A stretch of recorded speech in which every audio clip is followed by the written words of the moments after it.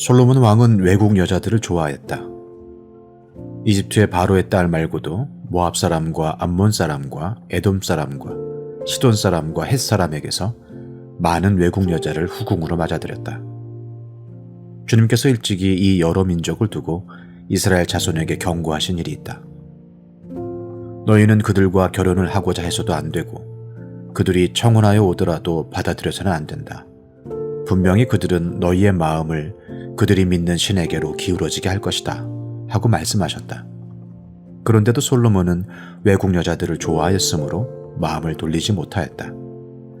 그는 자그마치 700명의 후궁과 300명의 첩을 두었는데 그 아내들이 그의 마음을 사로잡았다.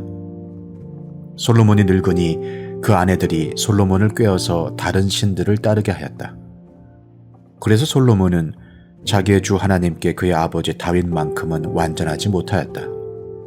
솔로몬이 시돈 사람의 여신 아스타롯과 암몬 사람의 우상 밀곰을 따라가서 주님 앞에서 악행을 하였다. 그의 아버지 다윗은 주님께 충성을 다하였으나 솔로몬은 그러하지 못하였다. 솔로몬은 예루살렘 동쪽 산에 모압의 혐오스러운 우상 그모스를 섬기는 산당을 짓고 암몬 자손의 혐오스러운 우상 몰렉을 섬기는 산당도 지었는데 그는 그의 외국인 아내들이 하자는 대로 그들의 신들에게 향을 피우며 제사를 지냈다. 이와 같이 솔로몬의 마음이 주 이스라엘의 하나님을 떠났으므로 주님께서 솔로몬에게 진노하셨다.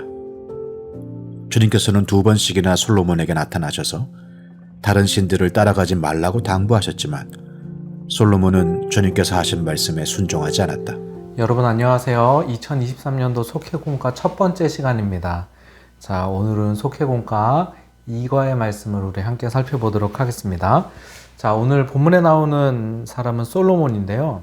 여러분 잘 알다시피 솔로몬은 믿음이 좋은 왕이었습니다. 여러분 솔로몬이 처음 왕이 돼서 가장 먼저 한 것이 무엇이죠? 예배 드렸습니다. 제사 드렸습니다. 또 하나님이 예배 드리는 솔로몬을 기뻐하셔서 구하는 거 다 주겠다고 하니까 솔로몬이 무엇을 구했어요? 세상에 어떤 다른 거 구하는 것이 아니라 지혜를 구했죠.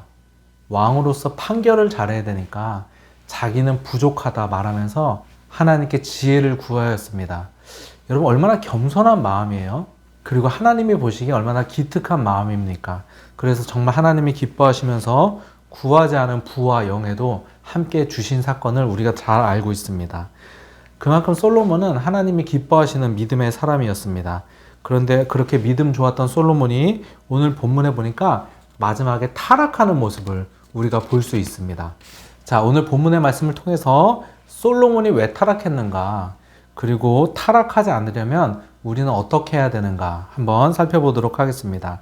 자, 먼저 솔로몬은 이방 여인들과 결혼함으로 타락했다는 것입니다. 자, 오늘 본문 1절에 보니까요. 솔로몬 왕은 외국 여자들을 좋아하였다.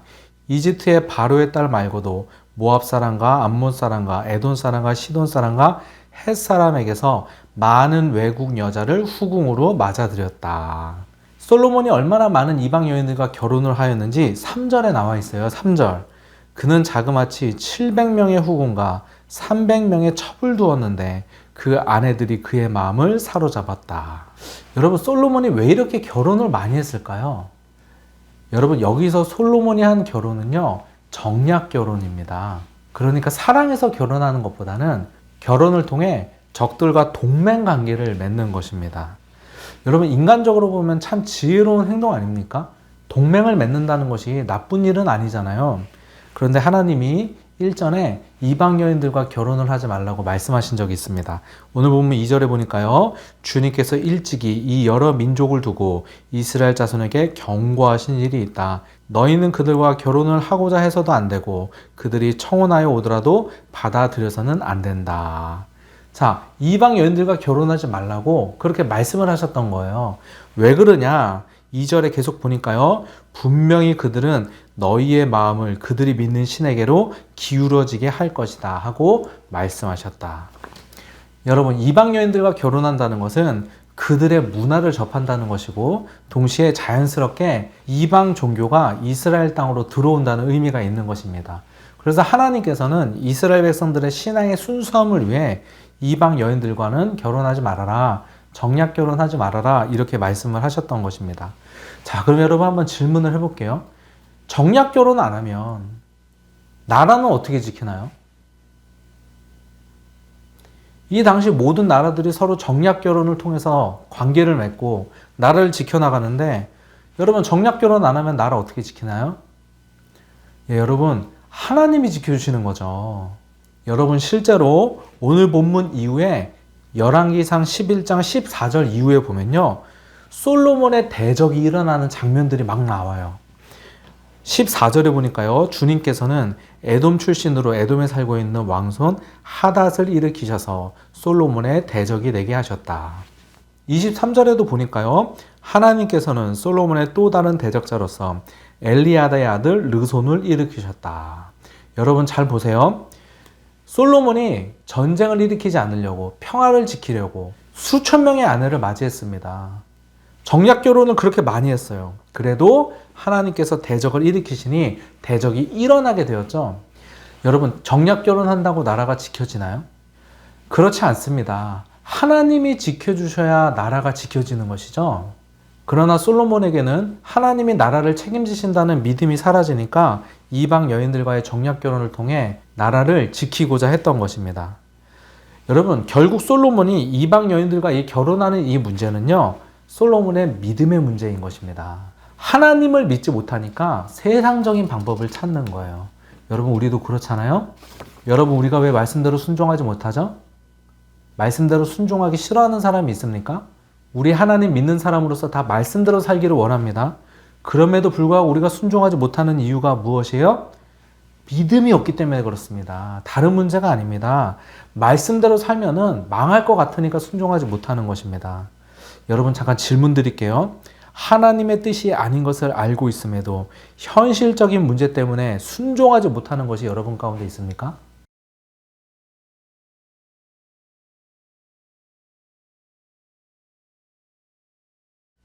여러분 이렇게 수많은 여인들과 정략 결혼을 했던 솔로몬 결국 어떻게 됐습니까? 오늘 보면 3절부터 4절에 보니까요.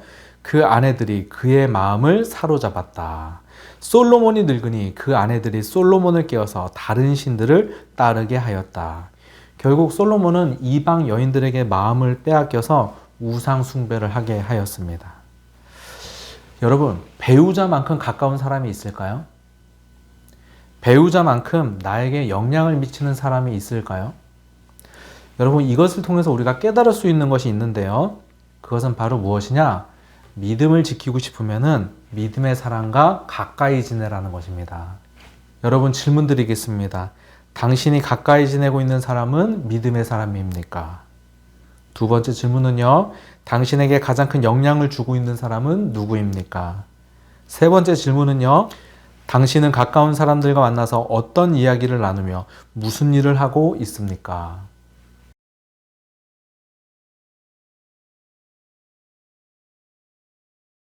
여러분 오늘 본문을 마지막까지 보면요. 하나님이 솔로몬에게 경고하셨다는 사실을 우리가 알 수 있습니다. 오늘 본문 9절부터 10절에 보니까요. 주님께서 솔로몬에게 진노하셨다. 주님께서는 2번씩이나 솔로몬에게 나타나셔서 다른 신들을 따라가지 말라고 당부하셨지만 솔로몬은 주님께서 하신 말씀에 순종하지 않았다. 자, 여기 보면요. 하나님이 솔로몬에게 2번이나 경고하셨다고 말씀하십니다.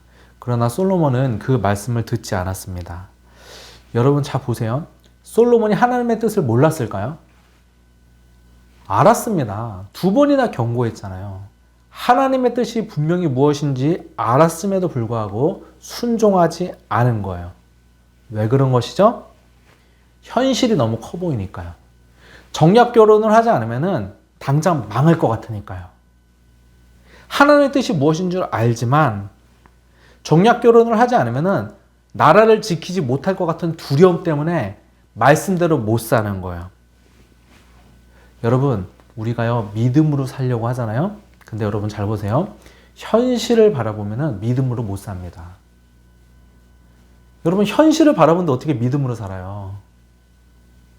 현실 바라보면 말씀대로 살 수가 없습니다. 여러분 믿음은 무엇인 줄 아세요? 우리가 물론 현실도 바라봐야 되지만 믿음은 하나님을 바라보는 것입니다. 여러분 하나님 바라봐야 말씀대로 살 수 있는 것입니다.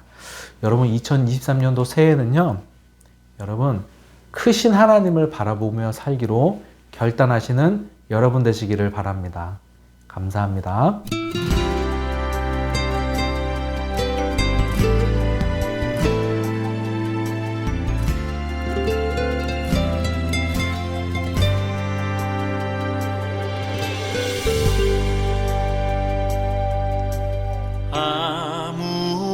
아무것도 두려워 말라. 주 나의 하나님이 지켜주시네. 놀라지 마라, 겁내지 마라. 주님 나를 지켜주시네.